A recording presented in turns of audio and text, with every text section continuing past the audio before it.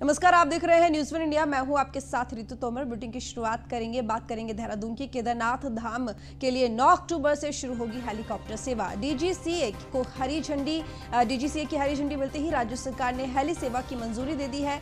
चारधाम प्रबंधन बोर्ड ने हेलीकॉप्टर सेवा के लिए एसओपी भी जारी की है। राज्य सरकार ने हेलीकॉप्टर सेवा के लिए पिछले महीने ही टेंडर दिए थे और केदारनाथ यात्रा के लिए गुप्त काशी से 3875 रुपए का किराया तय किया है। फाटा से 2360 और सिरसी से 2340 रुपए का किराया वसूला जाएगा। कोरोना से बचाव के सभी उपाय भी किए जाएंगे। हेलीकॉप्टर कंपनियों को अपनाने होंगे। कोरोना से जो संबंधित गाइडलाइंस जारी की गई हैं सरकार की तरफ से, वो भी अपनानी होंगी। तो आपको बता दें कि हेलीकॉप्टर सेवा की शुरुआत अब होगी। चारधाम प्रबंधन बोर्ड ने हेलीकॉप्टर सेवा के लिए एसओपी भी जारी कर दी है। राज्य सरकार ने हेलीकॉप्टर सेवा के लिए पिछले महीने ही टेंडर दिया था। केदारनाथ यात्रा के लिए गुप्त काशी से 3875 रुपए का किराया वसूला जाएगा। फाटा से 2360 रुपए का किराया तय किया गया है और सिरसी से 2340 रुपए का किराया तय किया गया है। तो कोरोना से बचाव के लिए भी सभी उपाय अपनाए जा रहे हैं। तो हेलीकॉप्टर कंपनियों को ये सभी उपाय जो है अपनाने होंगे, जो कि कोरोना की गाइडलाइंस को लेकर जारी की गई, यानी कि कोविड-19 के जितने भी प्रोटोकॉल हैं वो सभी व्यवस्थित रूप से देखे जाएंगे।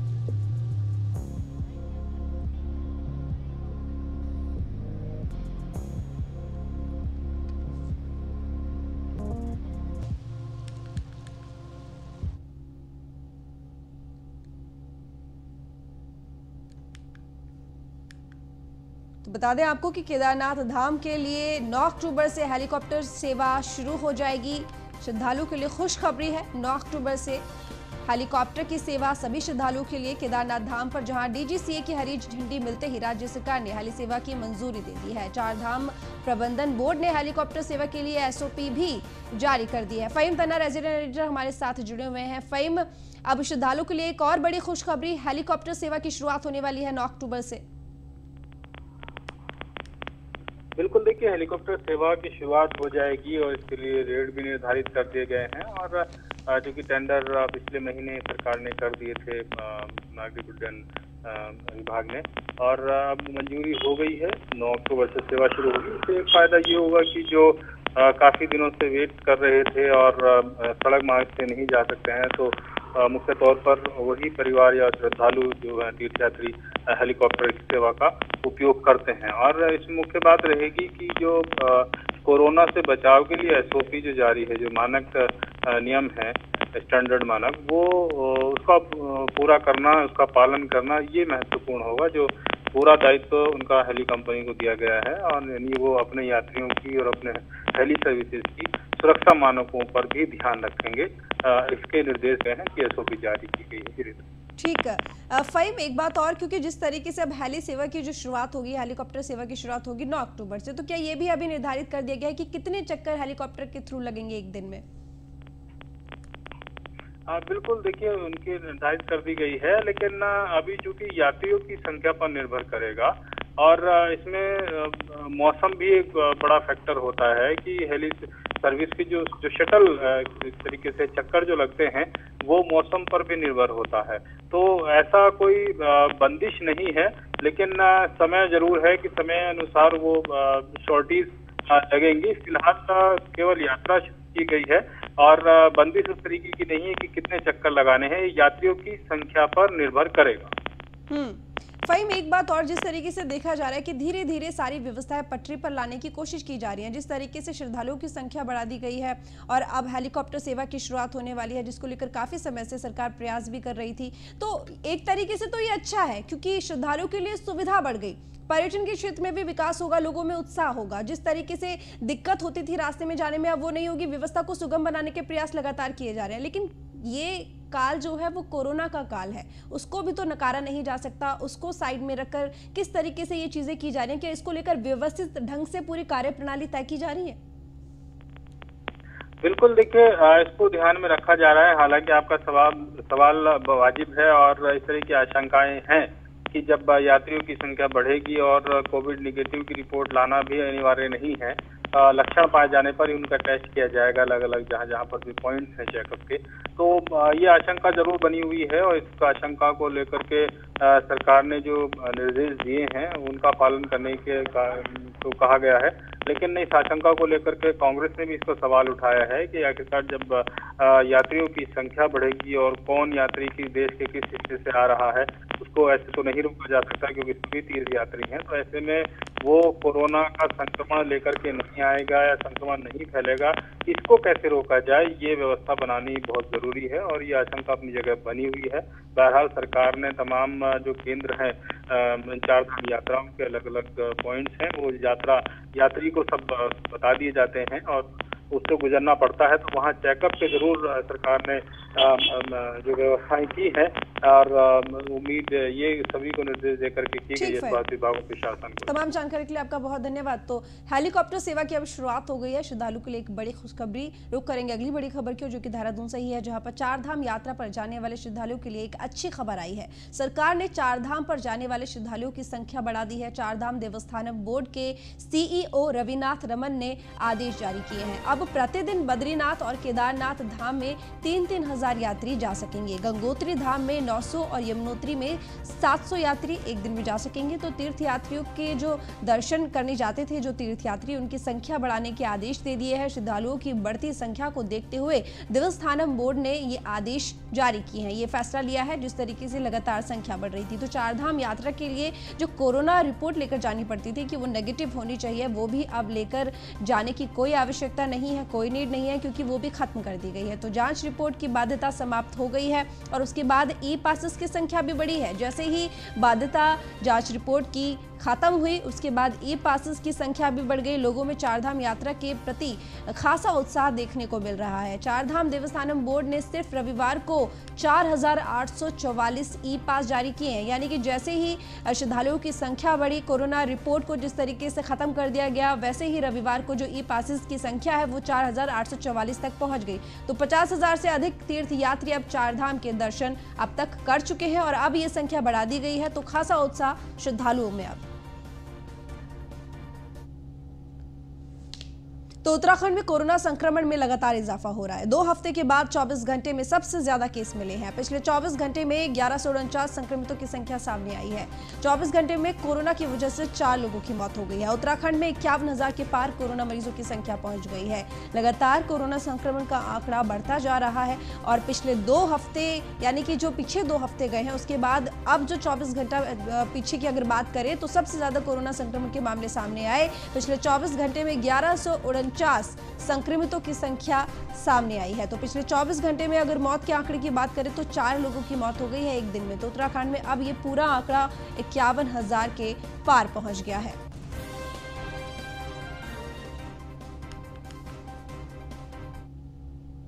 देहरादून से ही खबर है, जहां पर हाथरस कांड पर उत्तराखंड कांग्रेस का सत्याग्रह जारी है। प्रीतम सिंह के नेतृत्व में कांग्रेस का मौन सत्याग्रह, मौन धारण कर कांग्रेस कार्यकर्ता सत्याग्रह कर रहे हैं। हाथरस, बलरामपुर और बुलंदशहर की घटनाओं की निंदा कर रहे हैं। कांग्रेस ने हाथरस कांड पर सरकार की कार्यप्रणाली पर भी सवाल उठाए हैं। तो कांग्रेस का सत्याग्रह, मौन धारण कर कांग्रेस सत्याग्रह करके विरोध प्रदर्शन कर रही है। और आपको बता दें कि प्रीतम सिंह के नेतृत्व में ये कांग्रेस का मौन सत्याग्रह हो रहा है। मौन धारण कर कांग्रेस कार्यकर्ता सत्याग्रह कर रहे हैं। हाथरस, बलरामपुर और बुलंदशहर की घटनाओं की निंदा की है। कांग्रेस ने हाथरस कांड पर सरकार की कार्यप्रणाली पर भी सवाल उठाए हैं, जिसकी वजह से ये सत्याग्रह कांग्रेस कार्यकर्ताओं के द्वारा किया जा रहा है। हाथरस की घटना ने पूरे देश को झकझोर कर रख देने का काम किया है। राम राज्य की स्थापना भी उत्तर प्रदेश में करने का वादा किया गया था। बेटी बचाओ बेटी पढ़ाओ का नारा भी दिया गया था, लेकिन उसके विपरीत जो है उत्तर प्रदेश के अंदर आचरण हो रहा है। बेटियां सुरक्षित नहीं है, महिलाएं सुरक्षित नहीं है। आए दिन बलात्कार की घटनाएं घटित हो रही है और बलात्कार के बाद जिस तरीके से जघन्य तरीके से उनकी हत्याएं हो रही है वो आप सबके सामने है। इसीलिए राष्ट्रीय अध्यक्ष सोनिया गांधी जी के आह्वान पर आज के दिन 5 अक्टूबर को जो है पूरे देश के अंदर कांग्रेस जन जो है राजधानी स्तर पर और जिले स्तर पर जो है सत्याग्रह करने का काम कर रहे हैं। और इसी कड़ी में उत्तराखंड राज्य में भी कांग्रेस जो है सत्याग्रह करने का काम। तो हाथरस कांड पर उत्तराखंड में कांग्रेस का सत्याग्रह जारी है। प्रीतम सिंह के नेतृत्व में ये कांग्रेस का मौन सत्याग्रह किया जा रहा है। मौन धारण कर कांग्रेस कार्यकर्ता सत्याग्रह कर रहे हैं। हाथरस, बलरामपुर और बुलंदशहर की घटनाओं की निंदा के साथ ये सत्याग्रह जारी है। तो मौन धारण करके विरोध प्रदर्शन कांग्रेस की तरफ से जिस तरीके से लगातार गैंगरेप की वारदातें सामने आई हाथरस से, बलरामपुर से, बुलंदशहर से, उसको लेकर कांग्रेस ने ये सत्याग्रह का ऐलान किया था। तो कांग्रेस से इस वक्त प्रदेश अध्यक्ष प्रीतम सिंह हमारे साथ जुड़े हुए हैं। प्रीतम जी, बहुत स्वागत है आपका न्यूज़ वन इंडिया पर। जी धन्यवाद। जी, ये सत्याग्रह किया जा रहा है कांग्रेस कार्यकर्ताओं की तरफ से। हाथरस, बलरामपुर और बुलंदशहर की घटनाओं की निंदा करते हुए कांग्रेस ने सत्याग्रह करके विरोध प्रदर्शन करने की जो ये ठानी है, क्या कहना चाहेंगे आप? क्योंकि यहाँ पर सवाल कांग्रेस जिस तरीके से सरकार की प्रणाली को लेकर भी आपने उठाया है कि इस मामले को किस तरीके से मैनेज किया है सरकार ने। देखिए, हाथरस की घटना घटित होती है और उस घटना के बाद आपने देखा कि हाथरस को छावनी में तब्दील कर दिया गया। किसी को भी जो है पीड़ित परिवार से सीधा संवाद करने की आजादी नहीं दी गई। आप देख लीजिए, सरकार के इशारे पर किस तरीके से जो युवती थी उसका रात के 2-3 बजे जो है अंतिम संस्कार किया जाता है, जो मैं समझता हूँ कि हिंदू जो संस्कृति है उसके विपरीत है। जो अपने आप को हिंदुत्व के जो संरक्षक बताते हैं उन्होंने को अंजाम दिया। आपने जो हिंदू रीति रिवाज है उसके विपरीत आचरण किया। अगर सब चीजें सामान्य थी तो ऐसी क्या आवश्यकता पड़ी कि रात को 3 बजे या 2 बजे आप जो है अंत्येष्टि करने का काम करें? कुछ ना कुछ तो दाल में काला है। आपने एसआईटी गठित की और एसआईटी गठित करते हुए आपने 1 हफ्ते भर तक को छावनी में तब्दील रखा। आखिर क्या छिपाना चाह रही थी सरकार? जिला अधिकारी ने उस परिवार से किस तरीके से संवाद स्थापित किया, उसको आप लोगों ने चैनल के माध्यम से दिखाने का काम किया है। जो लोग मिलने जा रहे थे, राहुल जी, प्रियंका जी, उनके साथ किस तरीके से अमानवीय व्यवहार जो है पुलिस ने किया कांग्रेस के साथ। लेकिन प्रीतम जी, उसके लिए तो सरकार ने जवाब दे दिया ना कि यहाँ पर दंगे की साजिश के आरोप लगाए हैं कि जिस तरीके से देखा गया था कि वेबसाइट बनी थी, खुफिया एजेंसियों ने ये बात कही है कि दंगे भड़काने की साजिश की जा रही थी, जिसके तहत सरकार ने ये सारी चीजें की। मैं वही कहना चाह रहा हूँ। ये दंगे भड़काने की बात जो प्रदेश के मुख्यमंत्री जी कह रहे हैं, मैं पूछना चाहता हूँ, जब निर्भया कांड इस देश के अंदर हुआ था तो क्या किया था भारतीय जनता पार्टी ने? बताए योगी आदित्यनाथ। आज प्रश्न इस बात में नहीं, प्रश्न इस बात है कि आपने रात के 2 बजे जो है युवती का दाह संस्कार कर दिया। क्यों किया? अगर आपसे सब चीजें सामान्य है, सब चीजें ठीक थी, तो क्या इसकी आवश्यकता पड़ गई? तो यानी कि गैंगरेप से ज्यादा जो यहाँ पर नाराजगी है वो इसी वजह से है कि सरकार की कार्यप्रणाली ठीक नहीं लगी ना। मैं वही कह रहा हूँ। अरे देखिए, आज ये भी हो रहा है कि साहब गैंगरेप में पुष्टि नहीं हुई, गैंगरेप की पुष्टि नहीं हुई। तो सर वो तो मेडिकल रिपोर्ट की तरफ से कहा गया ना, मेडिकल रिपोर्ट आई, वही बात कह दी गई। मेडिकल रिपोर्ट में आज ही मैं समाचार पत्रों में पढ़ रहा था, एक जो डॉक्टर है उन्होंने कहा कि नहीं, ऐसा नहीं है कि गैंगरेप की पुष्टि नहीं। तो फिर अगर माना गैंगरेप नहीं हुआ तो फिर क्यों करा रात टेस्ट? आपने सर उस पर जांच हो रही है, जो भी मेडिकल रिपोर्ट है उस पर जांच क्या होगी? आपने दाह संस्कार कर दिया। क्यों कर दिया? सबूत को मिटाने के लिए आपने करा, वरना आप कहते कि दोबारा हो जाए, क्या नाम, पोस्टमार्टम, क्या दिक्कत थी? क्यों सरकार घबरा रही थी? तो मैं इसीलिए कह रहा हूँ कि पूरा देश इस घटना से आंदोलनरत है। लोग सड़कों पर सरकार के खिलाफ धरना प्रदर्शन करने का काम कर रहे हैं। राम राज्य की स्थापना तार-तार हो गई है। बेटी बचाओ बेटी पढ़ाओ का नारा भी तार-तार हो गया है। और हमारी राष्ट्रीय, तो यानी कि सिर्फ महिला सुरक्षा पर सवाल है ना कांग्रेस का, कि महिला सुरक्षा को लेकर जिस तरीके की ढील देखी जा रही है, यही वजह है ना। मैं वही तो कह रहा हूँ कि बेटी बचाओ बेटी पढ़ाओ का नारा दिया था और उसके विपरीत सरकार आचरण कर रही है। राम राज्य की स्थापना की बात कही थी, उसके विपरीत सरकार आचरण कर रही है। इसीलिए हमारी राष्ट्रीय अध्यक्ष सोनिया गांधी जी, प्रीतम जी बने रहिए हमारे साथ। बीजेपी से देवेंद्र भसीन हमारे साथ जुड़े हुए हैं, उनसे भी बात कर लेते हैं, उनसे जवाब जान लेते हैं। देवेंद्र जी, बहुत स्वागत है आपका न्यूज़ वन इंडिया पर। देवेंद्र जी, आप तक हमारी आवाज पहुंच रही है? हाँ जी, आपकी आवाज जी, बहुत स्वागत है आपको न्यूज़ वन इंडिया पर। जी धन्यवाद। जी, हमारे साथ प्रीतम सिंह जी जुड़े हुए थे और उन्होंने सवाल उठाए हैं कि सरकार ने इस पूरे मामले को, जो हाथरस में लगातार सवाल उठ रहे हैं कि सरकार ने इस पूरे मामले में ठीक से कार्रवाई नहीं की है, न्याय पूरक जो कार्रवाई होती है वो सरकार की तरफ से नहीं हुई है, रात को 2 बजे क्यों अंतिम संस्कार कर दिया गया। तो इसी वजह से कांग्रेस की तरफ से इस पूरे मुद्दे को लेकर सवाल उठ रहे हैं। देखिए, मैं कांग्रेस के मुद्दों पर 2 बातें कांग्रेस से कहना चाहता हूँ। पहला तो ये है कि सारे मामले पर हमारे मुख्यमंत्री माननीय योगी जी ने बहुत सख्त कार्रवाई की है और बड़े बड़े अधिकारी जो है निलंबित हुए हैं।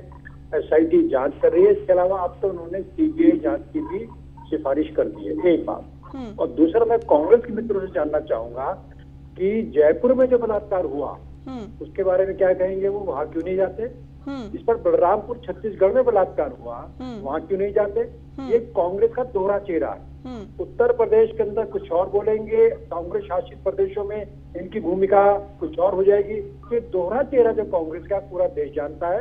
और उत्तर प्रदेश के अंदर ये जातीय अलगाव की राजनीति कर रहे हैं, लेकिन इनका कोई भी जिस प्रकार का कंडा है वो सफल होने वाला नहीं है। ठीक देवेंद्र जी, बहुत शुक्रिया न्यूज़ वन इंडिया के साथ जुड़ने के लिए। तो कांग्रेस ने हाथरस कांड पर जिस तरीके की कार्यप्रणाली रही, सरकार को लेकर उस पर सवाल उठाए हैं और सत्याग्रह लगातार जारी है। रुक करेंगे अगली खबर की ओर, जो कि हरिद्वार से है। केंद्रीय मंत्री डॉक्टर रमेश पोखरियाल ने प्रेस कॉन्फ्रेंस की। सांसद रमेश पोखरियाल ने कृषि बिल की सराहना की है। रमेश पोखरियाल ने कृषि बिल को लेकर कांग्रेस पर हमला बोला है। भारत सरकार का लक्ष्य 2022 तक किसानों की आय दोगुनी करना है, देश के अन्नदाता के जीवन स्तर को ऊंचा करना है। और साथ ही उन्होंने कहा कि कांग्रेस को ये बात पच नहीं रही। रमेश पोखरियाल ने हर की पौड़ी पर चल रहे कार्यों का निरीक्षण किया। अधिकारियों को जल्द कार्य पूरा करने के दिशा निर्देश भी दिए हैं।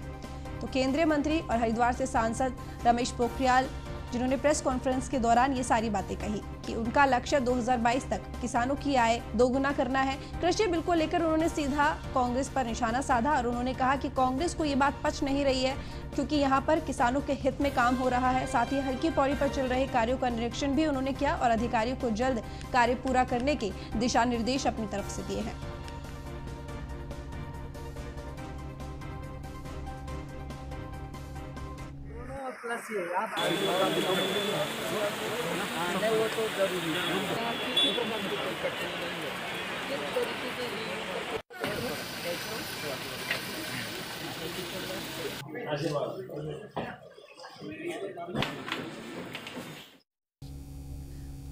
रुक करेंगे अगली खबर की ओर। लालकुआं के नगर पंचायत के विस्तारीकरण को लेकर लोगों ने नैनीताल लोकसभा के सांसद अजय भट्ट से मुलाकात की और एक ज्ञापन देकर लालकुआं नगर पंचायत के विस्तारीकरण में तेजी दिखाने की बात कही है। कई समय से लालकुआं क्षेत्र के लोग नगर पंचायत के विस्तारीकरण की मांग को लेकर आवाज उठा रहे हैं, लेकिन अभी तक सरकार ने इनकी बात नहीं सुनी है। इसमें तो गाइडलाइन बन रही है सरकारों की। सोशल डिस्टेंसिंग तो पहली शर्त है और हम लोगों को बच के रहना है। अभी हम लापरवाह हो रहे हैं, मुझे ऐसा लग रहा है, क्योंकि लापरवाही की कीमत चुकानी पड़ सकती है। आज ही देखिए उत्तराखंड में पुनः 1400 केस आ गए हैं। हम बिल्कुल खुल गए हैं, पता नहीं हम में से कितने लोगों को कोरोना है, कितने लोग कैरियर हैं, हम कह नहीं सकते हैं।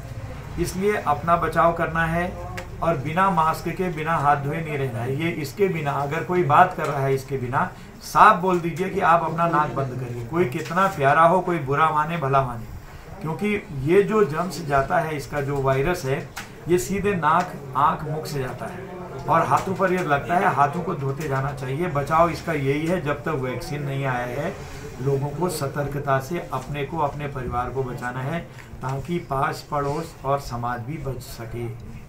स्कूल के मुद्दे पे कुछ नहीं, स्कूल के मुद्दे में तो जो गाइडलाइन सरकार बनाएगी वो तो मानना ही होगा। खोल रहे हैं तो आप धीरे धीरे, सभी खोलेगा धीरे धीरे, उन्हीं गाइडलाइंस को मानना पड़ेगा। अभी तो कुछ जगहों पर हम लोग जैसे वीडियो कॉन्फ्रेंसिंग से या ऑनलाइन इस तरह की पढ़ाई कर रहे हैं।